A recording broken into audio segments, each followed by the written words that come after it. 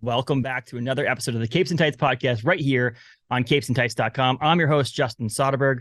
This episode, we talked to Travis and Kenny from the Omnibus app.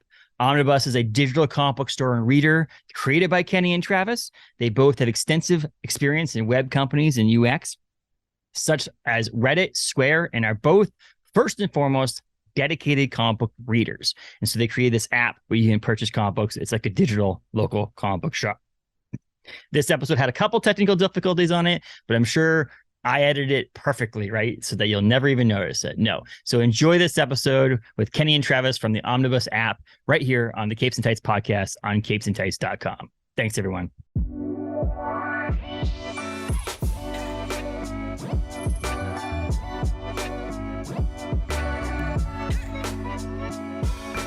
Welcome to the podcast. How are you two? Good. How are you today? I'm doing wonderful.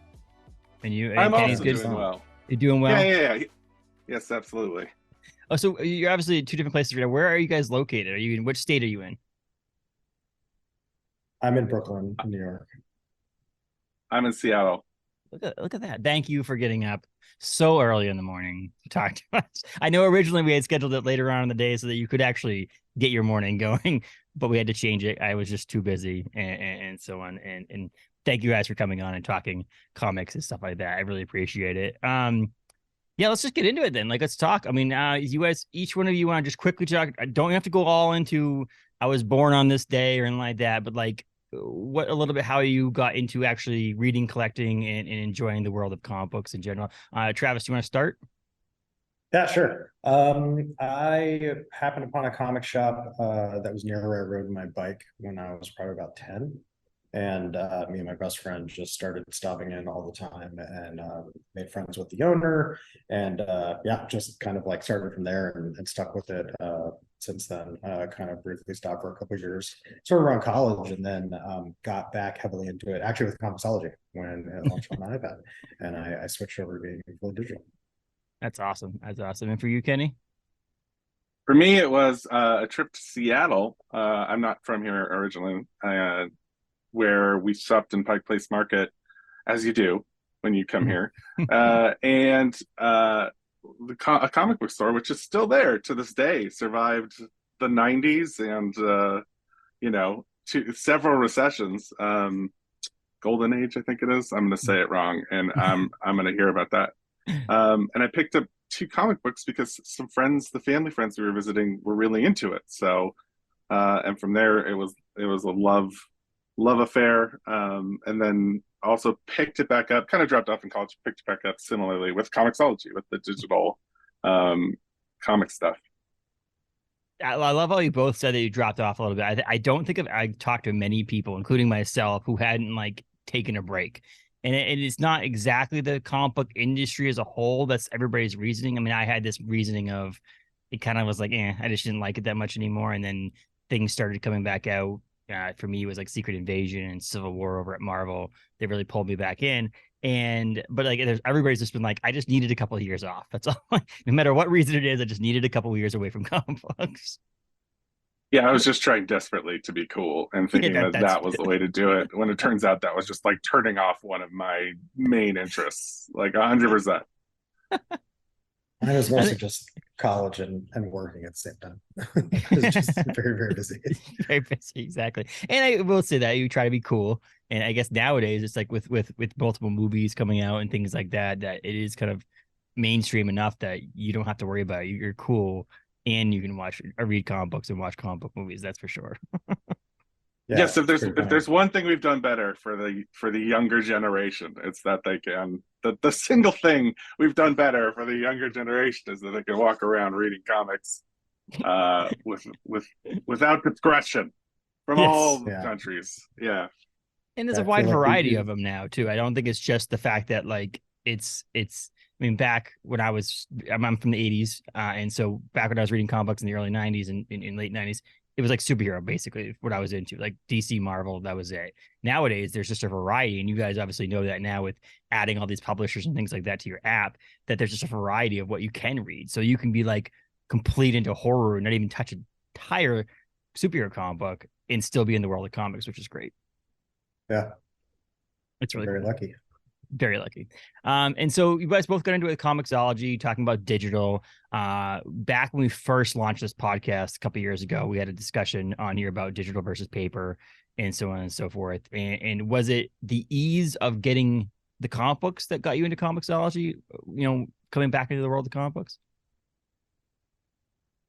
Tim, you want to go ahead? Travis. Oh, look at that. We're just battling on it. Travis, you take this one. Mine is mostly just the older I've gotten, I just have kind of like a stuffed version. I don't like having a lot of things, and I also live in New York, and I have a very small apartment. And Yes. so it was just like as a ways of, this is like my only bookshelf in my house. So it was just kind of easier. And yeah, the access definitely helps, like when you used to be able to buy a device there. And just kind of like zap it down, because I read proper Kindle like novels and stuff the same way, actually. So yeah, a mix of just like space and convenience to me. Yeah, I found. Go ahead. Sorry, go ahead. No, you're good. I found the exact same thing. Just like that was a time when I was shedding stuff. As you can see, there are many bookshelves, blurred, but still many bookshelves. I am no longer shedding stuff because I made the horrible mistake of having two children I love. That's it. And my wife looked at the stuff behind me too the other day. She has a desk in the same office over there, and she was looking at me. She's just like, "What are you gonna do when you run out of space?" I'm like, "That's no running out of space. You shove things in, make things fit. There's no running out of space. Expand. We're going to expand."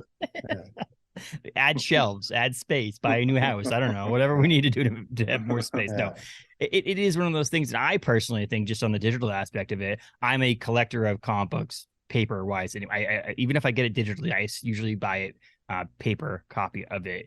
But me, as my wife goes to bed 45 minutes or so before I do, like she lays in bed, we both lay in bed, and she falls asleep, but I can read my backlit iPad in bed without having to hold the comic book up or have a light shining on the comic book, and get to read way more comic books than I probably ever would have been read if it wasn't for it being digital. That's for sure. I actually have my last two short boxes, the remnants of my physical collection, are actually right there. I've held on to since 10 to the end of high school, I guess. You didn't have to do a Kevin Smith and sell it all to launch your dream, did you? Did you have to sell it all to launch Omnibus? No. They remain in the box. Yes, exactly. But so that's the digital part of it. Anyway. Like, yeah, exactly, right. But we the digital. I mean, there's still the collector market on this. So you're not like. So you guys, ComiXology, a lot of people have tried to launch their own versions of a digital platform to read comic books and so on, and ComiXology seems to be the one that's stuck for a lot of people, and it's the name people recognize a little bit. What makes Omnibus, the new app that you guys just launched on Apple iPads and the App Store, different than all the other options and things that came out over the years, or the options that are out there right now? Either one. In terms of, I guess, some of what's out there right now, we're going kind of like top down and focusing on like top tier publishers, and kind of going to double down on more discovery and kind of helping people explore and find new books. Our kind of version 1 doesn't have a ton of that yet, because we had to sort of kind of like cut down what we were building just to get out the door. So I think where we're headed probably is one large one. And then I think also just kind of our attention to detail and quality on the sort of technology, speed, and kind of design quality front too, is kind of how I think part of how we differentiate ourselves. I think app development and platforms like this with the visual aspect of things, holding up my iPad right now on the Omnibus app, is we're back the launch of some of these apps for TV streaming and things like Kindle and comic book shops and stuff like that on the apps. We took what we get. You know what I mean? Like when people created the first ones, we're like, this is the option I have. Okay, cool. This is what I'm going to use. Same thing with some sort of streaming software or smart TVs. It's like the first smart TVs had the most crappy menu options to get to those apps or find the apps. We're like, but this is what we're going to use. This is what we're going to have. Now we have a little bit more of an ability to be picky as consumers, to say, Yeah. no, I don't want to use this anymore because the UI is just not what I want it to be, or it's not easily accessible, or it's hard to find things. And so you switch to the apps that do that. I will tell you, from the second that I downloaded Omnibus when it was first available, I was like, this is exactly what I need. It's simple, it's clean, it's easy to use, it's easy to find. And I think that's what's going to separate a lot of people who want to use a software like this. I can easily just say it's so easy to find everything you need to do on this, and it's visually attractive. And that's what I love about Omnibus. Yes. Yeah. So how did that? It's awesome. Thank you. Yeah, we really appreciate that. Yeah, I mean, we've tried to pay a lot of attention to those kind of details and give kind of fans what everyone else in mobile and tablet apps kind of have in other industries, but that hasn't really existed for us with comics. And then yeah, I mean, like one thing I forgot to mention is like you can purchase an app clearly, so there's like, in terms, you can't do that in ComiXology right now, so there's some just like feature level things that we're attempting to do, but and then in terms of like, you had mentioned kind of there were previous ones that have kind of come and gone too, and we're not really, we're focusing on servicing traditional comic fans and kind of giving you a place to read your favorite books. So we're not doing animated comics, we're not focusing on scrolling web comics right now. So we're really trying to focus on being kind of like your neighborhood comic book store for people that care about reading digitally and don't.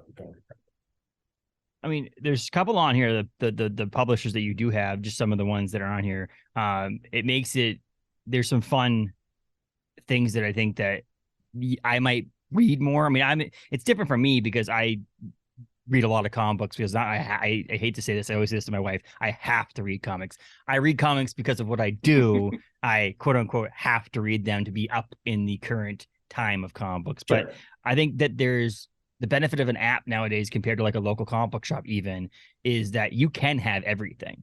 You know what I mean? Like, you guys as a public, or as an app, here at Omnibus, you literally could put, I mean, obviously server space and all the rights and all that stuff is a roadblock, but technically you have a lot more space to fit all of these issues that a local comic book shop, including mine here in Bangor, Maine, can't get every issue. And so if I'm really interested in an issue, but I don't really care about buying it physically, I don't have to tell him, hey, can you please order 5 to make sure that you do your shipping costs and all that stuff and calculations, and then have him have short boxes and long boxes in his back room of all the other 4 that never sold.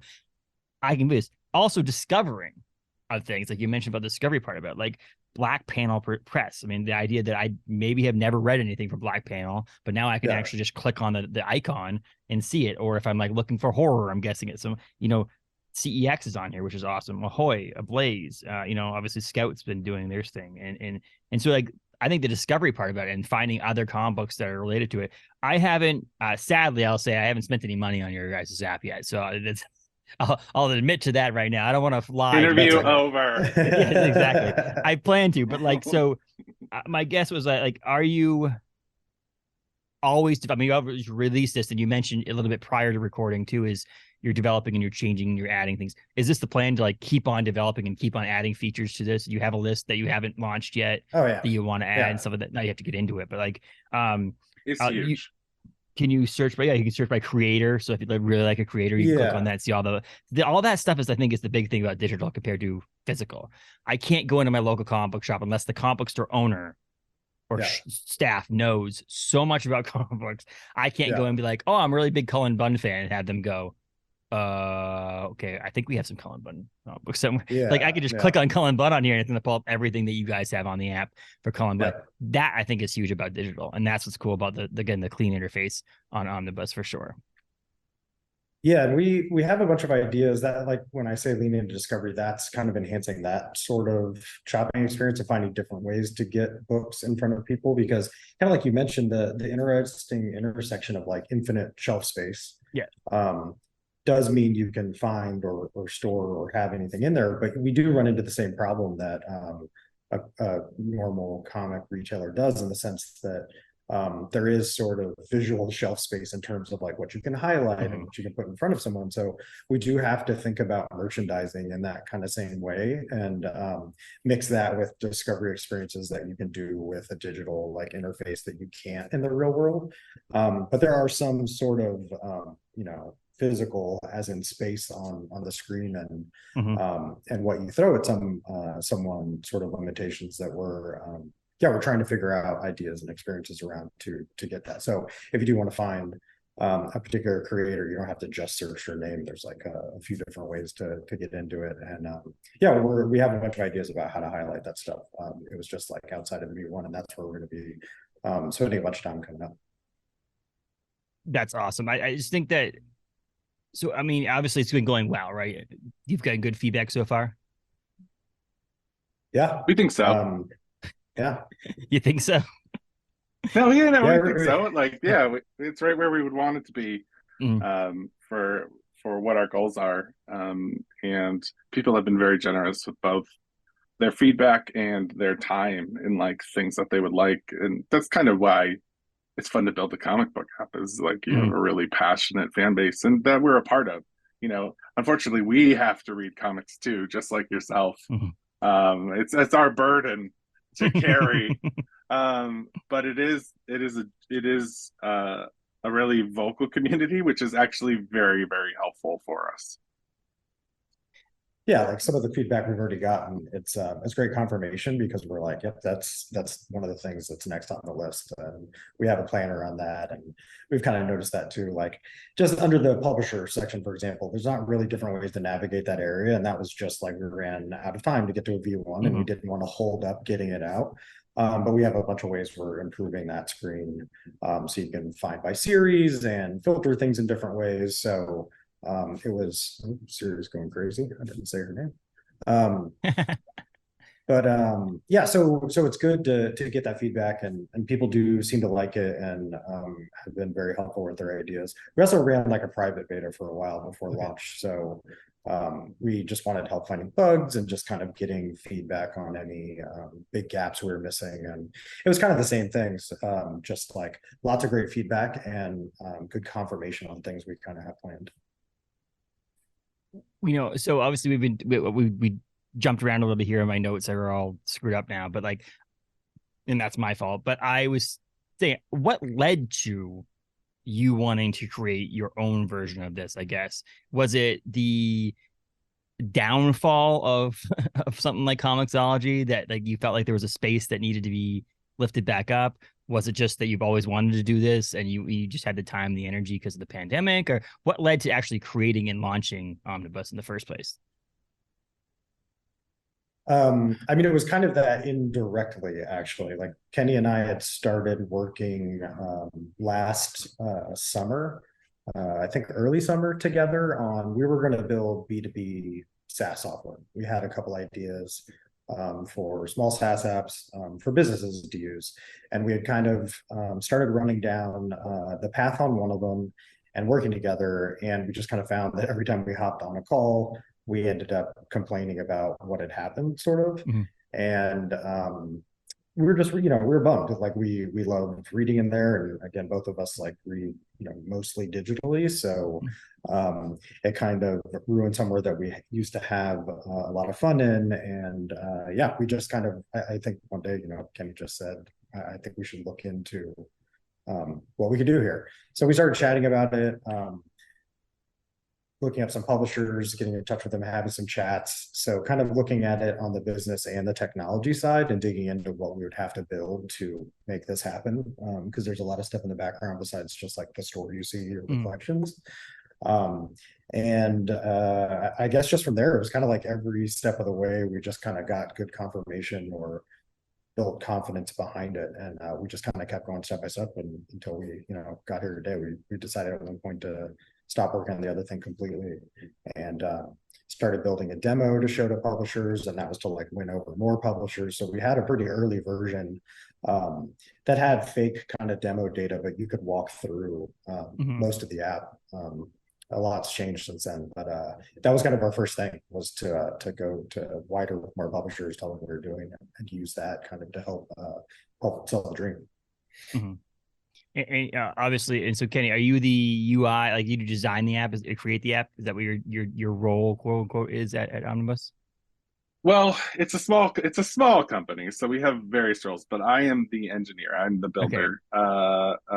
Not to say Travis doesn't build anything, but he is really like the brain behind the design, how things feel, and I try my damnedest to make it come to life as best as I can. Yeah, so I do the app itself, the backend infrastructure, the server software, all that fun stuff, all the really great stuff that I'm sure your readers definitely want to dive into. Let's talk about digital file storage. Let's talk Yes. about PDF translations. That's yeah, exactly what it's a big, but it's like it's the stuff we don't see a lot of times that means the most. I mean, like I said, if you didn't have a beautiful looking and easily used app, you probably wouldn't have anybody using your app right now. You know what I mean? Like, there is a way for someone to read something digitally somewhere. I think the design and the ease of use is going to pull people in even more than anything. How many publishers do you have right now? Ooh, Uh-oh. 14 You don't or have the answer to so. that? I No. actually haven't. Yeah, I actually haven't looked at The complete. official number is what you see on the Yeah. app. Okay, so your work. I'm guessing. So the app launched, but you're still working on adding more publishers. Is that what you guys are basically saying? Yeah, I mean, we're talking to publishers of all sizes. We have four major ones we're announcing actually like this week into early next week, depending on when we get the go ahead from a few of them. But when is this going to come out? Probably 28th. 28th. Okay, I mean, a few of them, actually, all of those will probably be announced by then. Yeah. So I don't know if That's awesome. Check them early, Kenny.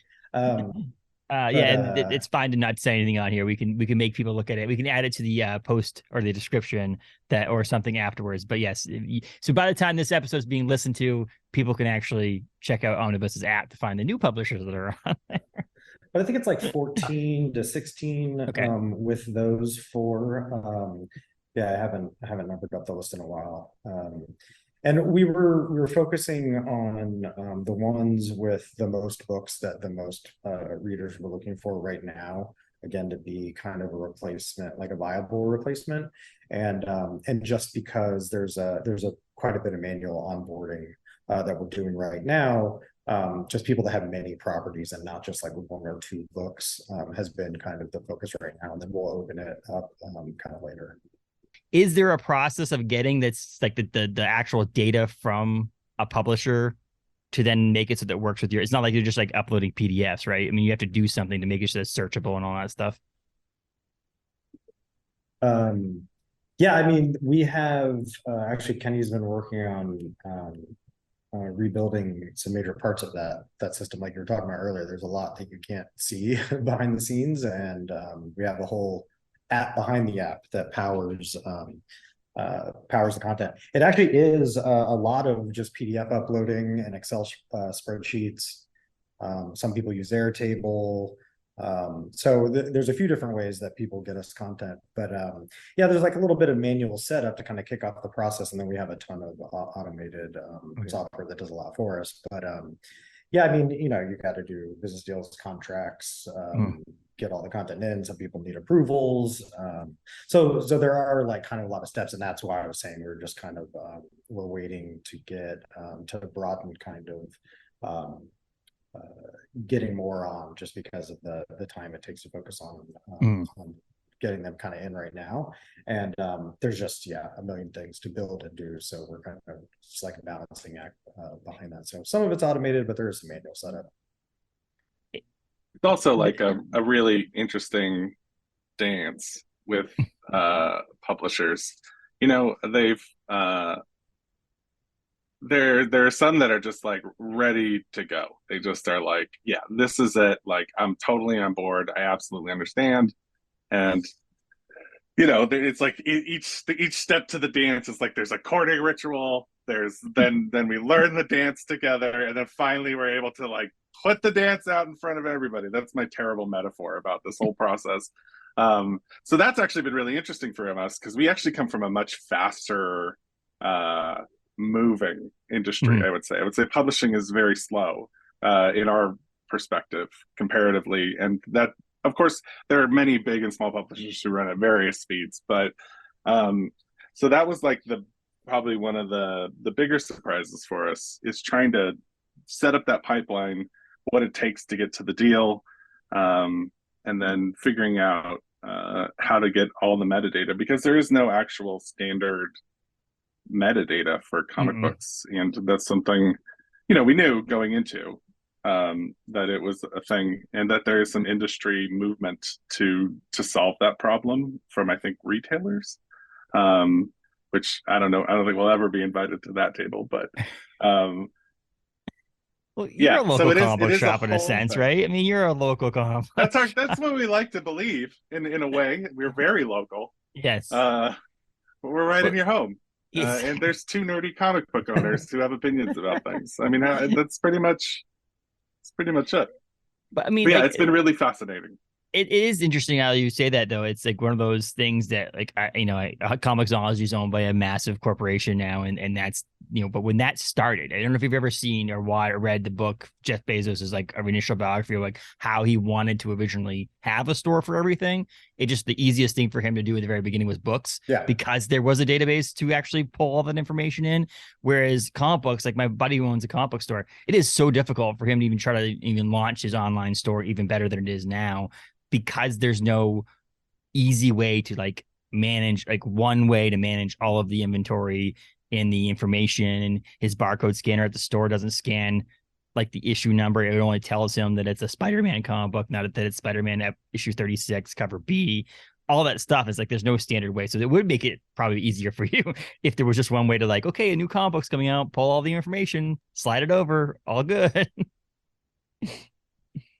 But I mean, it'd be there isn't. easier if more of it was kind of in databases and available via APIs, but Yes. we make do with the spreadsheets that we get. Well, I mean, so actually, a question came up when I was thinking about, like, when you said about importing and taking over and putting in metadata, and your comic books you try your best to get the comic book to come out on a Wednesday that it released, right? That's the plan. And Yes, sometimes there may yeah, be absolutely. a delay here and there for specific things. That might technology, obviously, we just dealt with that. But what happens with a thing like when World Tree, for an example, the date gets pushed so late? Is there something you guys have to stop something from happening before it would actually go out, or do you have to like pay attention to that kind of stuff? That is all automated based off the Okay. date in the database. Okay. So if a publisher sends new information, it'll Okay. update the book, or they can just email us and we can change it. But we have something that blocks content that's not flagged to be live, and date is one of the things. Yeah. So there's a printing error. Obviously, that's nothing matters to you guys because it's not being printed. But obviously, they shifted the Yeah, release date, and that's one of those things you'd have to pay attention to. Obviously, in the thing, yeah. the benefit is that because it's digital. I was thinking my local comic book shop had the IDW Marvel truck that got in the accident, and the distribution dates were all changed. Is that they still had them available digitally. So like some of these things, if the publishers, if there was some sort of certain area of the country that wasn't able to get books because of some sort of mass issue, I could just read it digitally without that problem, unless my internet was down. That's a different story. But Yeah, like, it is one of yeah. those things that I could actually read something that's an image comic book that had ended up getting delayed due to some sort of UPS issue or something like that. I still would actually be able to read it on the day it came out, which is nice in that sense too. But yeah, I mean, I wanted to touch on a lot of stuff here, and I will continue. Let's ask a few more questions here. But I just wanted to point out before I forget, our friend over there, David Harper at sketch.com, did a great interview with you guys on the discussion. It's a little bit dated now. Obviously, things have changed a little bit, but there's a bunch of stuff in there that if anybody wants to get that over at sketch.com, we love David. He's been on the podcast multiple times. He does such an amazing job, just like you. Is a very small company doing a lot of things, and we want to make sure that people that listen to that read that interview over there too. And I'm guessing at some point David will do another interview with you guys to update that information if anything's dated on there. But that was back in January, so I'm guessing some things have changed since then. But I just want to make sure I get that out there before I forget, because David's awesome. Yeah. So Yeah, you mentioned doing something else down the road. Yeah, we're huge fans too. We really like Huge fans. his features, and super sharp. And I think we both even learned a lot from what he writes about. And it's really helpful for us to digging more into just the industry and business side that we weren't really involved with before. So some of it's been just helpful and enlightening and just interesting as people into the space. Yeah, he's awesome. I love David. That's like weekly, like everything. I'm always like, if I want to be another amazing person to make a goal to be like, and that's David. David's excellent. So I'm gonna put that out there. Sketch.com is his website. So check that out and check out the feature on Omnibus on there. And I'm guessing Omnibus was a great name. How many did you have any other names that came up with before you came up and settled on Omnibus? Or was that like the first one and you went to it? We had that was like name number 3. I think it was in the first list. There was only one list. And then Travis latched onto it. He was like, that's it. That's the name of it. Yeah. Like I recall that. It was our agreed upon code name for the project. Because I said, we were already working on something else. And we had 2 or 3 other app ideas that we had been kind of debating between working on before the one we picked. And then when we decided to switch this, we just kind of picked this as a code name while we decided. And we had that short list, like Kenny said, but it just kind of like stuck. And then I think we were just like, we should just stick with this. Like, we like that it's, all of the books. So it makes sense. But yeah, it was kind of unintentional and it just stuck.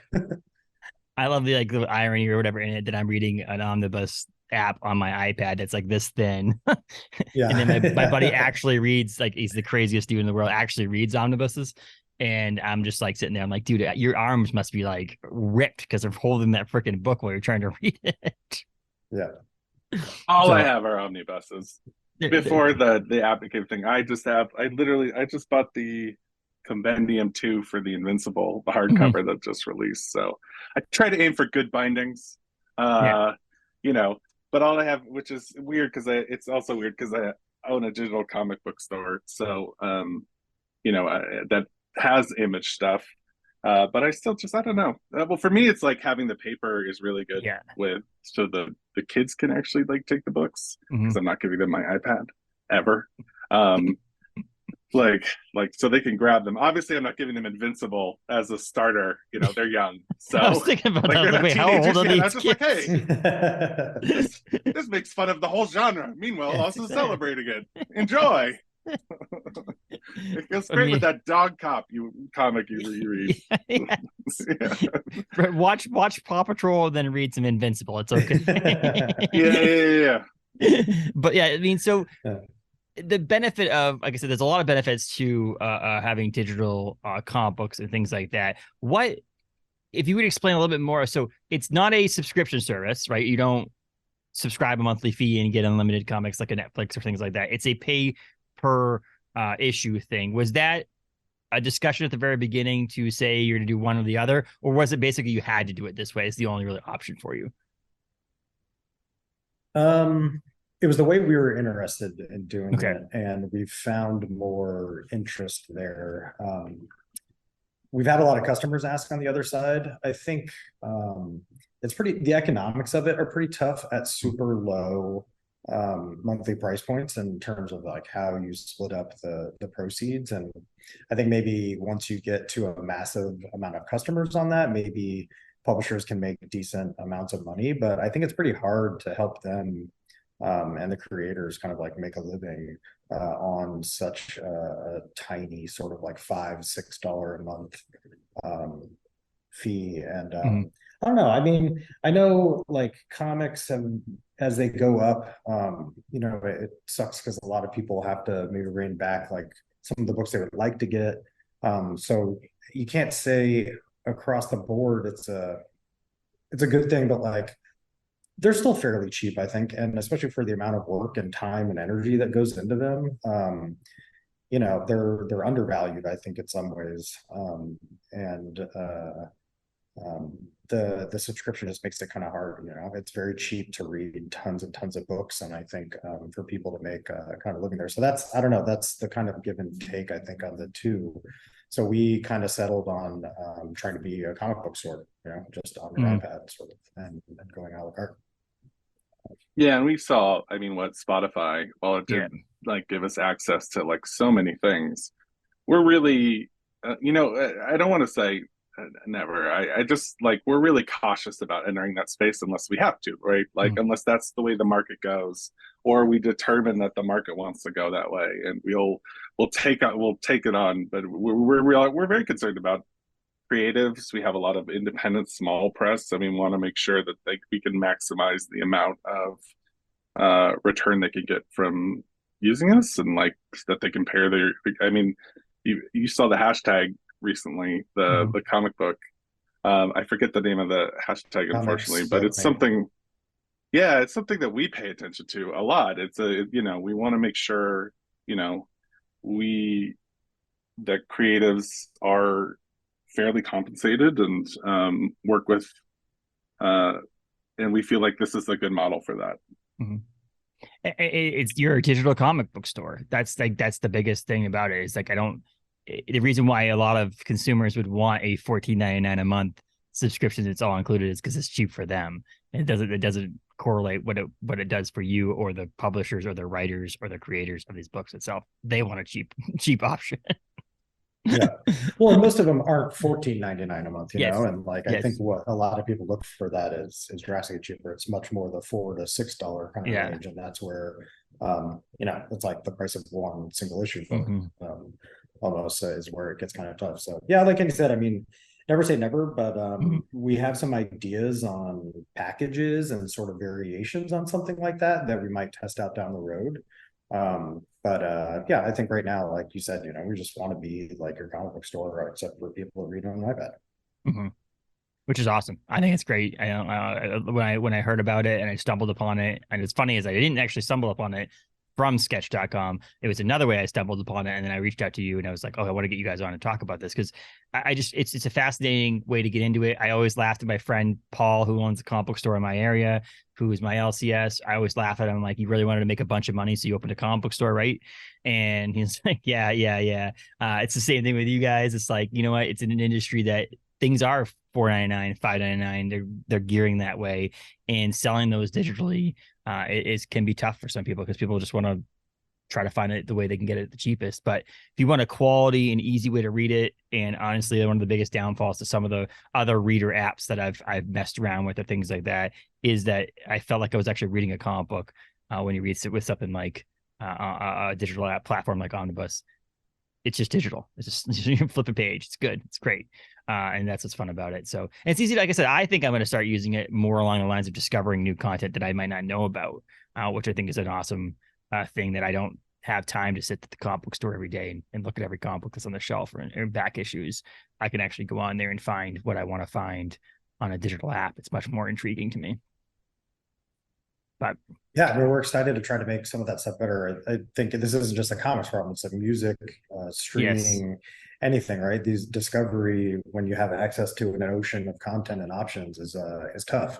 And especially giving weighting to maybe publishers that haven't had like the spotlight some others had in the past, and kind of trying to get solid books in front of more people. I mean, local bookstores have this problem, right? Like, how do you highlight kind of worthwhile content and make people trust, I think, like your judgment of what you're putting forward, and again, merchandising, kind of like I said earlier, that we have to think about is if you push something that's not a great book, like somebody might not come back because you're not giving good recommendations. And this is something that your local store is great at, and your local record shop, talking to somebody who works there, getting recommendations. So we're trying to think about ourselves in that way. Just how do we do that digitally instead?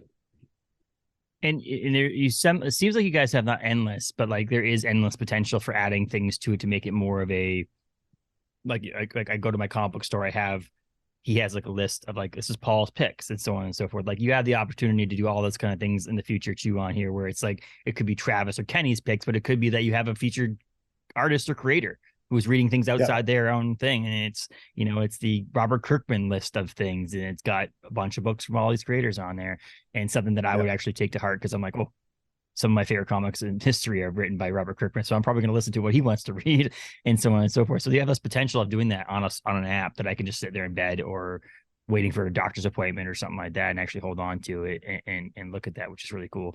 I can't wait to see what else you guys can do with the simplistic. I mean, like I said, it'd be really cool to make it a digital comic book store that has the things that a digital comic book store has, or an actual comic book brick and mortar store has, but digitally. It's really cool. Yeah, it's been fun trying to figure out what our translation of that is. And yeah, I mean, some of the things you mentioned, those are things that we're looking into. And we're kind of in the process of, but yeah, we're trying to pick off like which exact things we're doing next and figure out kind of like how you turn that into an app. But that's, yeah, we're excited. That's like the fun stuff now. We've got kind of the table stakes done. So now it's kind of like, what can we add on to make it better and again, help people find books they may not have been aware of. I'm testing something here. Before I ask the question, I wanted to test something to see how it worked. Because oh no, no, don't I wanted test to, Startup Live no, in front of us. I'm not testing. I'm testing that, like, see if it works, but I'm checking to see what it does. So I guess I can ask you guys right now. So a lot of times when I write a review or something like that on our website, and link it out to things, I like to link it to say, hey, you can easily get this. Sometimes they go to the actual publisher's websites or things like that. If I were to press the copy for the share and copy link, does that give me an actual URL that I could link and send it to someone else? Or does it have to be shared like native in the app? So it does give you somewhere where then it would open up the app on their iPad or whatever. Yeah, if you have the app, it opens the app. But if you don't, it opens a web page just with the description, the title and issue number, or volume number, and a link to download the app. It's cool because I like to do the digital part of it too, because I think that's an instant thing where I can link to someone's local comic book store where you can buy it, but that doesn't actually give you the instant gratification of, I want to read this book now, or which you guys would obviously be able to do as long as the book is obviously on the market at the time. Instead of, obviously if it hasn't been out yet, then it doesn't, you can't read it yet anyway. But yeah, it's one of those things that helps with that. And it's available for iPad now. That was just the easiest to go to or the most common tablet that's out there, and then you just decided to work on Android in a web-based one later on because of that, or was there a reason behind just iPads to start off with? Like, we thought it was the best experience to read a comic on iPad. Like, it just is, you got these big beautiful screens, you know, and also, I mean, my background is a mix of many things, but I've been focused on iOS, so it was also the path of least resistance there. So what I've been building stuff with, I've essentially been building things that share JPEGs for a decade now. And yeah, speaking to what you talked about though, like sharing is like a big part of what we think is really absent in the ecosystem digitally, like being able to share a lot of that stuff. So we have some cool ideas there, we think, for people to share. But yes, we generally, we focused on iPad first because we felt like it was the platform I knew and it was the best platform for reading comics on, and what we had experienced reading comics on. Of course, we know, other platforms exist and we plan to expand to them very soon, as soon as we can. Yes, and it's a web-based one. Do you think it'd ever be out on some sort of iPad or iPhone or that size of an app store, or you think it's mainly going to be on a tablet? And if you want to read it web-based, you have to go to some sort of website to read it on an iPhone, or is there a plan to eventually make it so it's available on an iPhone? No, we'll put it on iPhone. Absolutely. Okay. Yeah. That is like on our plan. Kind of major platform. We can reuse a lot of the iPad work. That's another reason. I mean, I don't know. iOS, we can putting it in the hands of the consumer is the best thing possible. But like, I've never read a comic book on my iPhone, just to let you know. Like, I don't understand. It seems very difficult to want to do. I mean, a lot of people do and want it, but the other use case is just browsing and shopping on the go, kind of. Yes. So having it on the phone and the ability that even if you're just buying or kind of like discovering and then reading later is one. And we're working on a web reader too, so we're gonna be able to read online before we do a full web store and everything. We just kind of wanted to have a way where you could buy on either platform, either of those platforms, iPhone or iPad, and then read anywhere, like from a laptop too. So that's kind of a smaller chunk. Yes. That work. Yes, that works. And then but we'll have to be everywhere. So it'll all happen eventually. It's just kind of a matter of prioritizing. And I don't know anybody. I really personally don't know many people who have an iPad or a tablet that's not an iPad right at this point. So you hit the most people probably by releasing it on an iPad first too, as well as I think it's the best software. But we don't have to get into that discussion. We don't have to nerd out that much. Yeah, and it's But just, I mean, besides platforms, it's also just kind of an experience level thing for us. So we've built things at a bunch of different companies, and before we went too wide, we just wanted to make sure we're kind of nailing core things. So like you'd asked about the kind of early feedback is to us, that's good indication that we're kind of on the right path. Is that I said we're kind of hearing things that we're like, oh, we skipped that and we knew about it, or we have that planned. So it's good that we're like, it seems like we're on the right path. So we just, before we built like everything, we kind of wanted to make sure we were headed in the right direction. And then we'll do, another couple of rounds of that, where after we improve that and kind of make sure we're nailing that and it's what people are looking for, then we can say, okay, now we can like with confidence push this to other platforms and not like be undoing and redoing like 100 things. So it's just kind of like a prioritize and make sure we're nailing it sort of thing, just from having built tons of stuff, because otherwise it takes 100 times as long, because you have to kind of correct every mistake across a ton of different places. If that makes sense. Yeah, that makes sense. It does. And I've seen it too. I as a day job, I'm a creative director or designer for beer can labels for a brewery, and a lot of times they'll like tell me to do something, and I'll design a can label and I'll make it, the size of a can. And then they're like, oh yeah, but then we want to do it with this, that, and the other thing, and all these different options with it. I'm like, so now I've changed the way I've done things, do it one way, and then bring it down to the file. Yeah. So now it's one of the things that you build it one way, and then get it to the point where like, okay, the base of the software works great, and then we'll move it up to the other options and so on from there. We've talked about publishers and things like that. One of the final questions I guess I want to have is, do you have a plan to add some people who maybe self-publish stuff?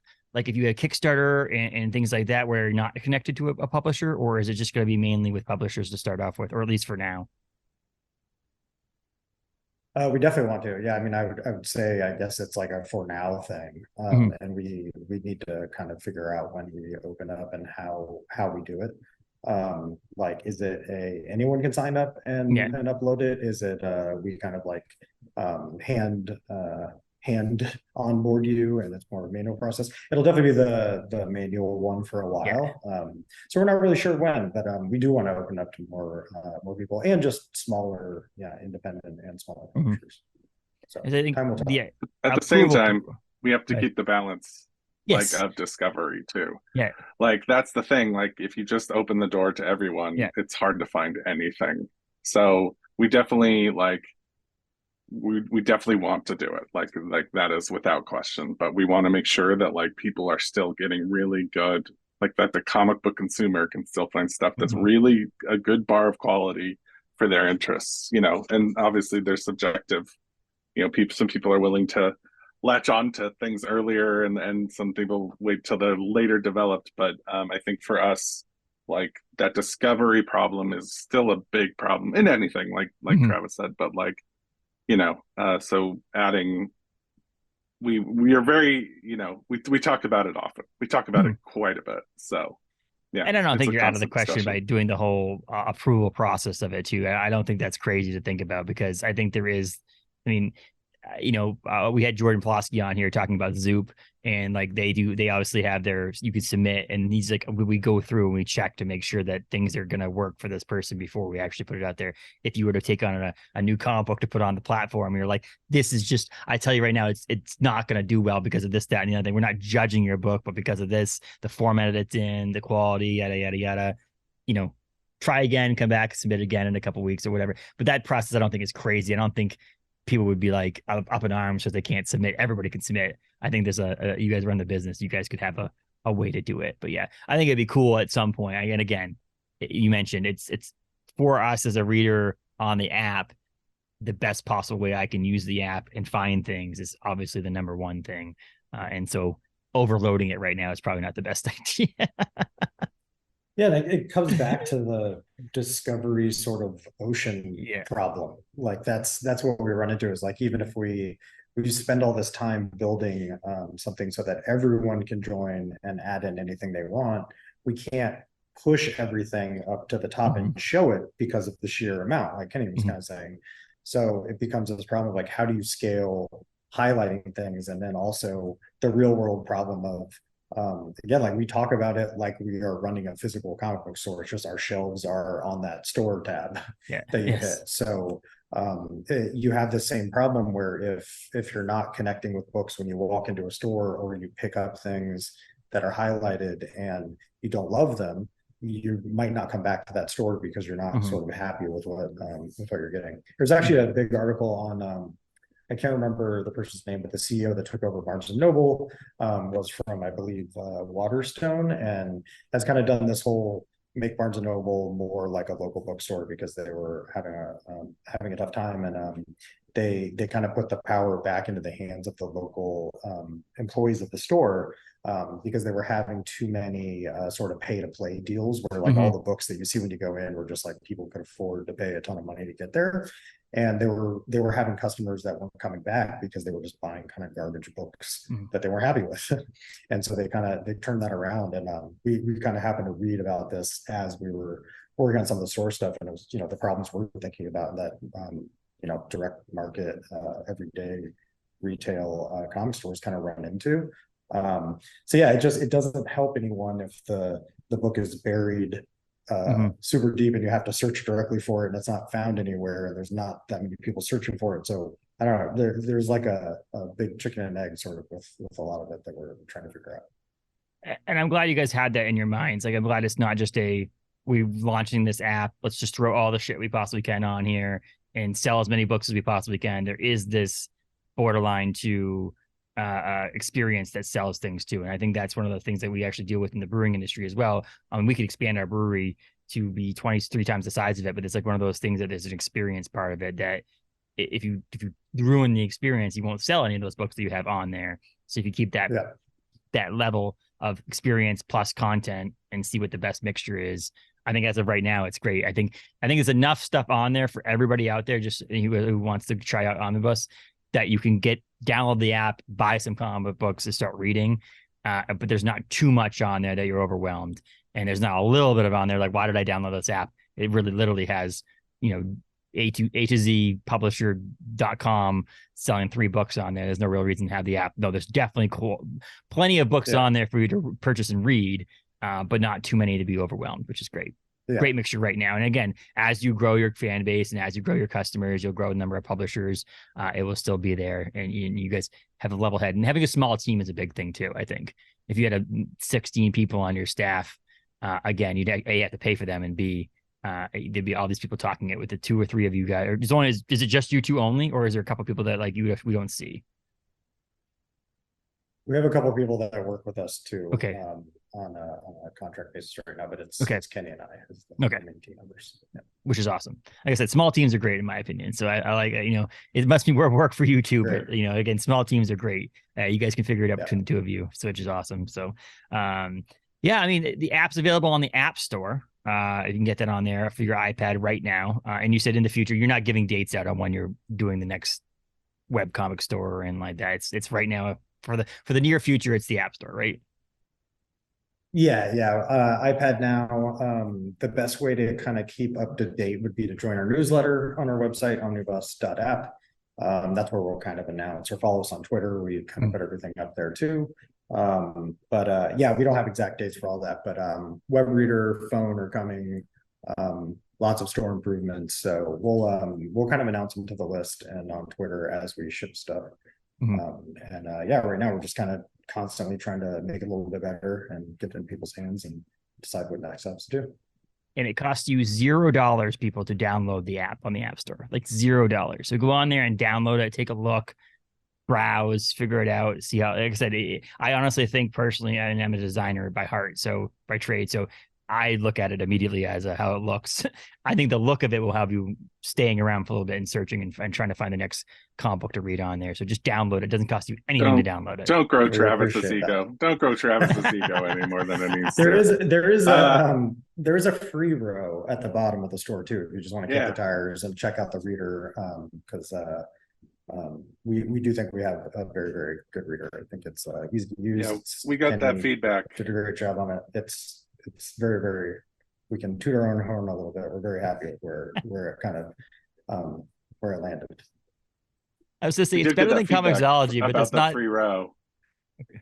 What was that? That was Kenny? like a real. I like that. Sorry, the feedback. One of the our ability to respond. The free row was one of those things, and I just want to say, y'all are a bunch of cheap bastards. Buy a comic book, but also we're happy to do it. We're happy to there's some good indie titles on there. You don't have to support bigger ones, cheap jerks, but we love you. But yeah, that free row is clutch. What is so there's a very, very bottom, you said, free. Yeah, but it's the very 17. I think it's the last row. Yeah. Oh, It's 7 a years lot in of the darkness. free comic book day. Our friend Joseph Smolke is 7 Years in Darkness is on that list of 3 free comic books Great right book. now.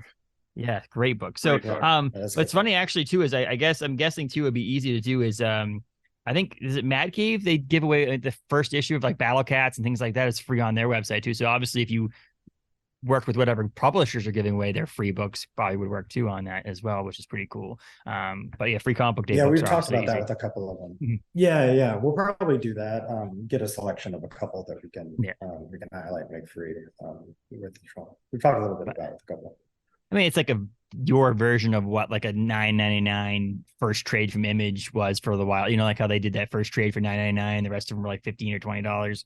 Like giving away a free issue for some publishers is worth it because, like I said, for me personally, I think if you read 7 Years in Darkness #1, you're gonna buy the rest of them because it's worth reading out there. But so that's awesome. So I love that aspect of it, and I do say, like I said, it's better than ComiXology, but that's not saying much.